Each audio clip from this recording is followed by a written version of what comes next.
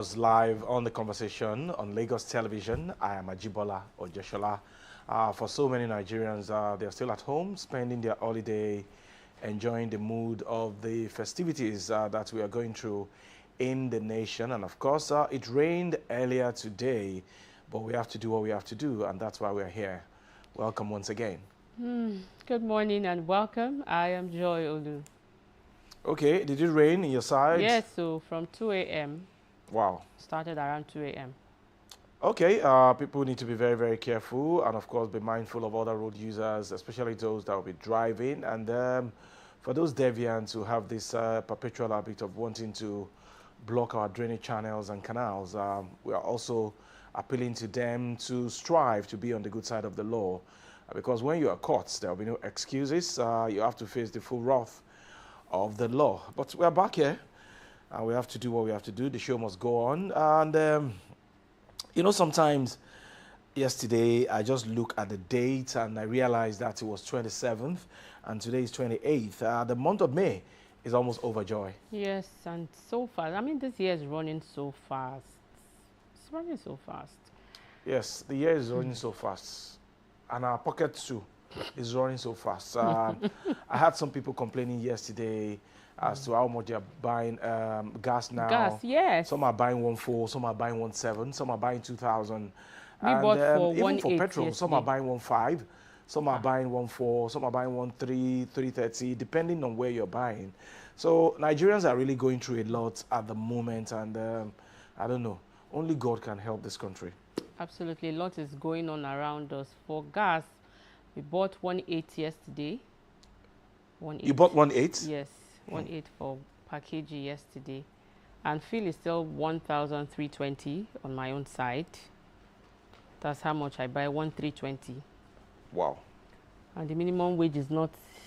It's not minimum anymore. It's not meaning anything. It cannot even take you to the gate of your office. But honestly, government will need to do something. And when I say government, it is not only the federal, the state and the local government must be alive to their responsibilities and make life more comfortable for Nigerians. We are really, really going through a lot. So I don't want to imagine what 70,000 naira can buy now when you go to the market. Are the prices of foodstuff same? These foodstuffs have gone up. Everything is... I don't know. We are living on the grace of God now. I don't understand anymore. Is it the grace of God that you take to the market to buy stuff? Maybe to get to that point where it's the grace of God that will be to the market. The grace of God will be sufficient for all of us. Amen. No. All right, back to the business of the day. Let's take our news point. Children's Day, captive or your Borno pupils cast shadow over celebration of Children's Day. Children's Day celebrations across the country on Wednesday were overshadowed by growing concerns over the abduction of school children and teachers in Oyo and Borno states, with President Bola Tinubu, Governor Seyi Makinde of Oyo State, and other stakeholders renewing calls for their safe return. At least 82 pupils were abducted between May 14 and 15th during separate attacks in the two states. In Borno State, 42 pupils were kidnapped after armed groups attacked schools in Askira, Uba, and Chibok local government areas on May 14. In Oyo State, another 40 pupils were abducted on May 15th during coordinated attacks on Baptist Nursery and Primary School, Yawota Community Grammar School, and Early Primary School in Orire local government area of Oyo State. The Oyo attack also claimed the lives of a mathematics teacher, Michael Oyedokun, a motorcyclist, and a security operative during rescue efforts. In a personal statement to mark Children's Day, which coincided with Eid el-Kabir, Tinubu assured that the abducted children and teachers had not been abandoned. The president lamented that some children who should have been celebrating with their families were instead being held by criminals. Tinubu stated on Wednesday, as we mark this special day, which coincides with Eid el-Kabir, some Nigerian children and their teachers in Oyo State should be with their families but are being held captive by criminals. Some children are being forced into fear. Some parents cannot join today's celebration because their hearts are set on one prayer: bring our children home. Speaking as a father And as your president, Tinubu added, those children, their parents, and their teachers, I say to you, you are not forgotten. You are not abandoned. To the families grieving, your government will not turn your pain into ceremony. We will continue to work until children taken from their homes, schools, and communities are returned safely, and until those who profit from this cruelty are brought to justice. Tinubu said he had directed security agencies to sustain coordinated intelligence-led rescue operations and ordered stronger protection measures for schools in vulnerable communities. The Federal Ministry of Education, working with state government, is to deepen the implementation of safe school framework with clear reporting, clear responsibility, and clear timelines. Every school in a vulnerable area must know whom to call, what to do, where to move, and how to protect children when danger is identified. The president also promised support for children rescued from captivity. Tinubu added, we will improve support for children who have survived abduction, violence, and displacement. Rescue is not the end of the government's duty. Okay, that's it. Coming from Mr. President, some children totaling 82 have been kidnapped from their schools in Oyo State and Borno State. And Mr. President, yesterday in his Children's Day address to Nigerian children, is of course giving them the reassurance that the government of the day has not forgotten them, and efforts are in top gear to rescue these children. And even when they are rescued, there will be provisions for them to be reformed to feed back into the society. And of course, is also calling upon the security agencies to up their game and ensure that everything humanly possible is done to rescue these children. But Joy, these are familiar, I don't want to call it slangs. These are familiar statements that we hear from time to time. Each time kidnappers, terrorists, bandits, they struck. It is one assurance after the other. Yet we kept seeing it again and again and again and again. The other day it was Oyo State, Borno State, and just recently it was Kwara State, where some people were abducted as well. I mean, you took it out of my mouth. I just wanted to say that we need action now. It's not time for speaking English anymore because time is going. Especially for the little ones abducted in Oyo State. You have 2-year-olds. They are children, nursery and primary. Jealousy me. That the parents say, just go, let me rest. By 1 o'clock, I'll come and pick you. It has been raining. I don't want to imagine. This morning, I tried to imagine the conditions of the parents of these children. And even the children themselves in the forest or wherever they are. I mean, so we need action. No more words. We need action, action, action. Absolutely, I do agree with Joe that we need more of action. Of course, the constitutional responsibility of any government is the welfare and security of the people. And when you go to some part of the country, people can hardly sleep. Not even one eye now. They sleep with their 2 eyes wide open. That's because not sleeping anymore. They are afraid. They don't know what is going to happen the next minute. And I really do not know what has happened to the Safe School Initiative of the federal government. If our schools are not safe, then how will the pupils or the students and their teachers be able to concentrate each time they're within the 4 walls of their schools? So, I don't know. We need to up the game, honestly. And it's quite unfortunate that most of the politicians now, they are busy doing the business of politics, and governance is suffering, so to say, at this particular moment in the country. All right. If when things fall apart, when you become, who will you govern? You hold on to God. That's the only thing I can say for now, because I really do not understand what is happening. The alarming rate of insecurity is very, very worrisome, and I think government will need to tighten its belt and do everything possible to give Nigerians the assurance that indeed our government is living up to its responsibility as enshrined in the 1999 Constitution of the Federal Republic of Nigeria. Another one before we go to Joy. Okpadokun names Mark Lamido Nwobodo among June 12 annulment signatories. General Secretary of the National Democratic Coalition, Ayo Okpadokun, has unveiled the names of prominent political, military, and technocratic figures He alleged signed a document that paved way for the nullification of the June 12, 1993 presidential election won by Chief MKO Abiola. The revelation is contained in Okpadokun's newly launched 509-page book titled The Nadeko Story, unveiled last week in Lagos. In chapter 27 of the book, Okpadokun accused several leading figures in Nigeria's political establishment of endorsing the interim national government arrangement that followed the annulment of the June 12 election by the military regime of General Ibrahim Babangida retired. Among those listed as signatories to the controversial document were former Chief of General Staff Augustus Aihomu, former head of interim national government Ernest Shonekon, former Senate President David Mark, ex-Foreign Affairs Minister Tom Ikimi, former Old Anambra State Governor Jim Nwobodo, and former Chief of Staff, Supreme Headquarters Musa Yaradua. Others named by the Nadeko chieftain included the chairman of the Social Democratic Party, SDP, in 1993, Tony Anene, Adamu Siroma, former Jigawa State Governor Sule Lamido, General Aliu Guzau, Patrick Dele Cole, Dapo Sarumi, Abubakar Rimi, Olushola Saraki, and Joe Nwodo. Okwadokun wrote, the big Nigerian patriots who also signed the remarkable document that nailed the coffin of June 12 include people of note who for whatever reason sold their integrity and dignity to subsume the popular mandate of MKO.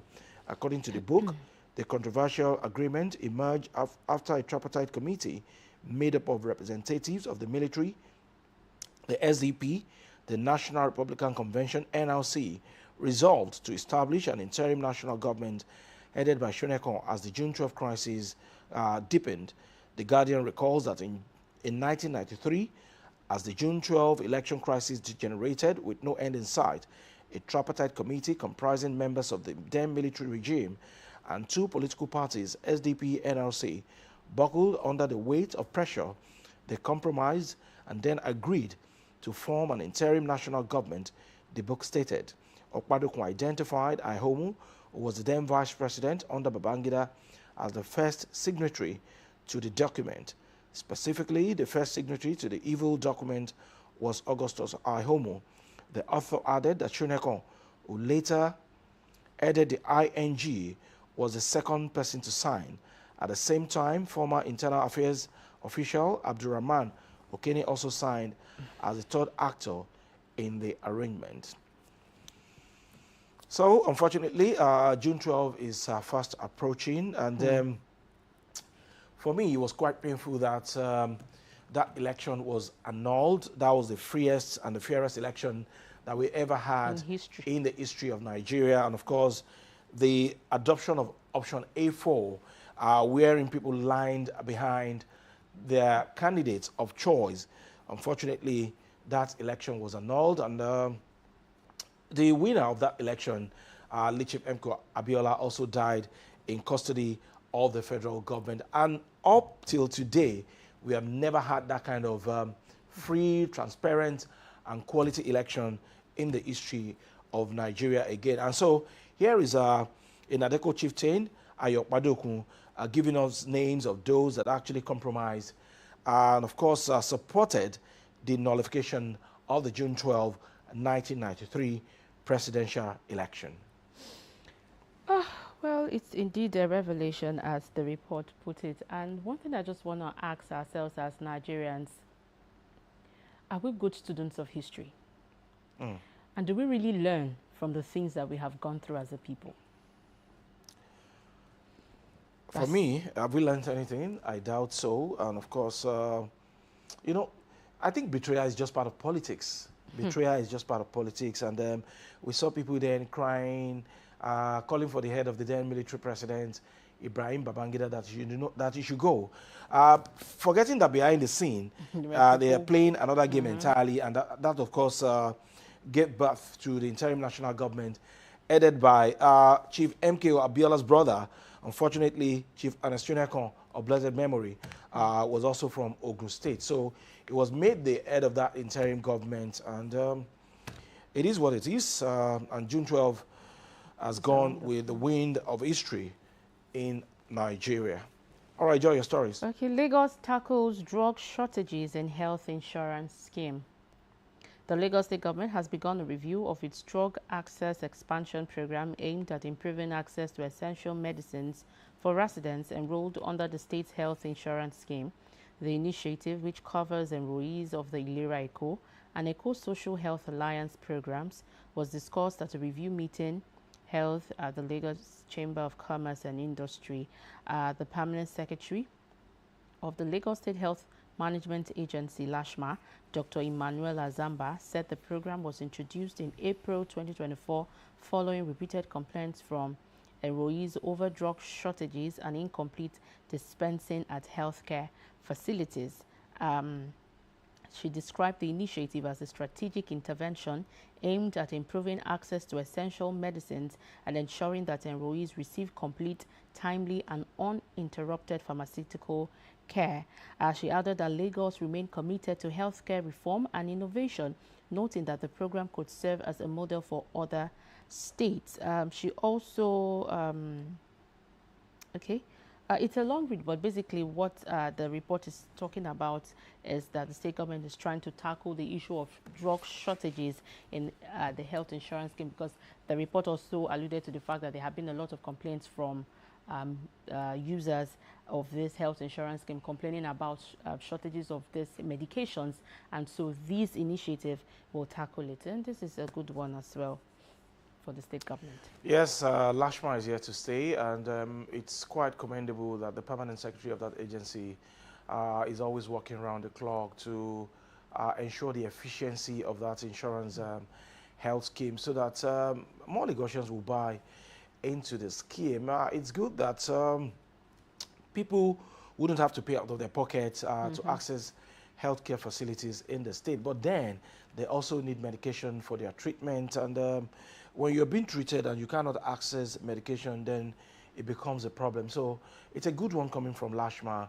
and of course working with community pharmacies to ensure that people have access to medications even after receiving treatment via the LASHMA health insurance scheme.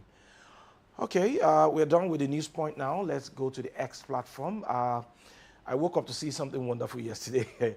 I just saw VDM and of course those voice notes that were attached to his page. But right now we have realized that it was all AI generated, and you can imagine what people do with artificial intelligence in this age and time.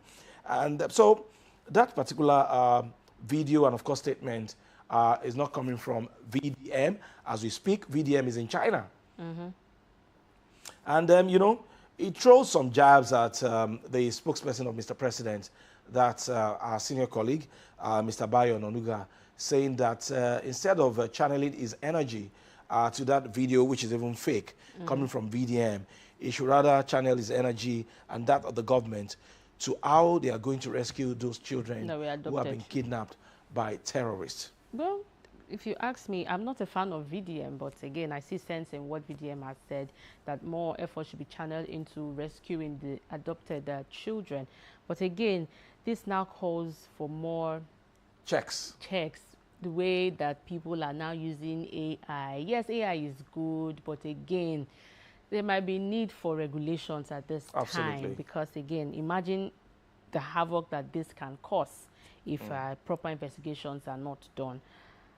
You know, people actually believe that those voice notes, rather, when they listened to it yesterday, thinking that it was coming from Mr. President, not knowing that it was actually doctored through AI to portray Mr. President and his party in bad light. As good as AI is, I think there will be need for regulations, stringent ones, to ensure that people do not take wrong advantage of technology to create crises in the country. So don't be surprised one day, Joy, if you find yourself on any social media platform.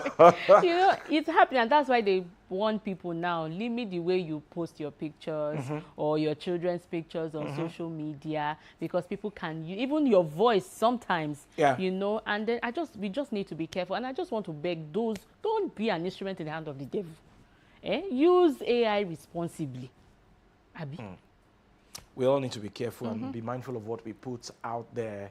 There are some people Everything about their family, about themselves Everything is is out there online. on the social media. And even when you're on social media, try to put some privacy measures in place so that Yeah. people will not access your page Your so cheaply location. and do the damage that they have done to the page of VDM now. So that's it. That's what is trending on the X platform this morning. We'll be going on a very short break at this moment. It's at this moment, rather, it's a season of politics, and we'll be looking at 2027 and the emergence of Atiku Abubakar, former vice president, as the ADC's presidential flag bearer. That will be after this short break on The Conversation. Stay with us.